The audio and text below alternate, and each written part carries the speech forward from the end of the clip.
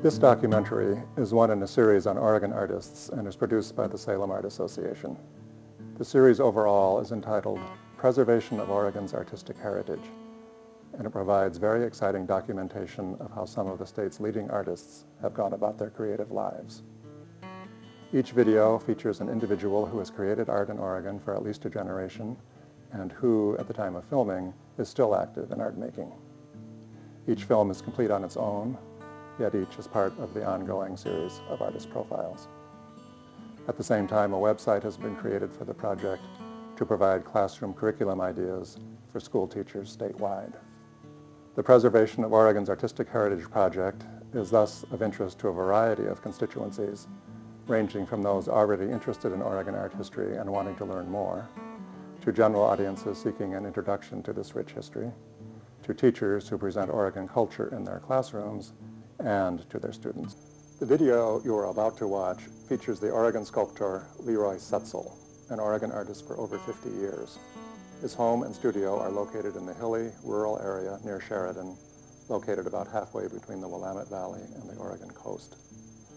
Setziol is a consummate woodcarver, and this video provides a fascinating glimpse of Setziol's carving processes and of the range of tools he uses. He speaks in the video of how he works incrementally, one chip, one gouge, or one scrape at a time, to create complex and sometimes very large compositions out of numerous small-scale operations. He often works in response to an underlying grid pattern that provides regularity and rhythm to his compositions, but also a point of departure for carving organic forms that defy the grid. Some of his most notable works are large-scale relief sculptures conceived of as screens or partitions. In their scale, use of natural wood, and wall-like character, they look wonderful in architectural settings, especially the nature-oriented architecture of the Pacific Northwest. And Setziol has worked closely with architects over the years. His beautiful creations adorn many publicly accessible spaces around the state. Although he often uses exotic woods such as teak or mahogany, Setziol's sculpture closely relates to the palette, lighting, and organic nature of the Northwest. More than most artists, he has helped create an Oregon environmental aesthetic that we can encounter not only in collections and exhibitions, but also in the world of daily living itself, at the bank, the library, the doctor's office, the places we may go on vacation.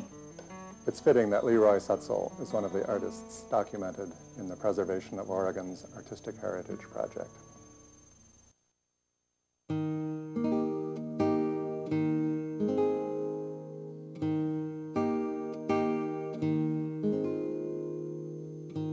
I think the word destiny. Destiny is the combination of the historical circumstances and your own talents and your ability to pursue your talents. My main talents are working with my hands and a more wide open kind of existence.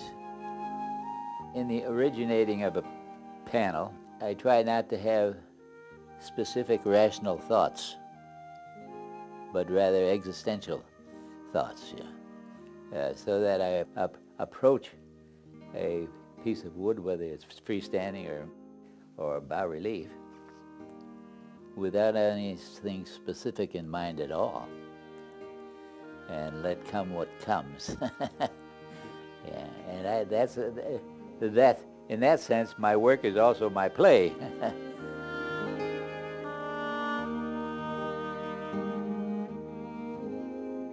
I have the beginning of a poem in my little head, and that is, there is a green hill just over the horizon that is not there. Now that's what I think about the arts. The idea of the spirit. The spirit is not recognizable, but it's there. It's not anything, but it's the most important thing.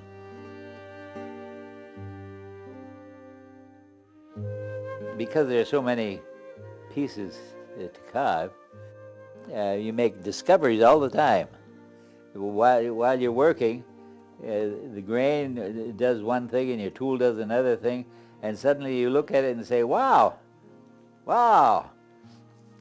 That's a discovery that leads to another discovery, to another discovery.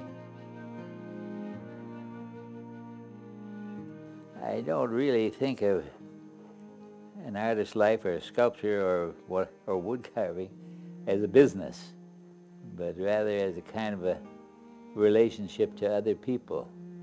So if somebody feels the same way I do about a particular piece, then we have a life together. So we have a communication.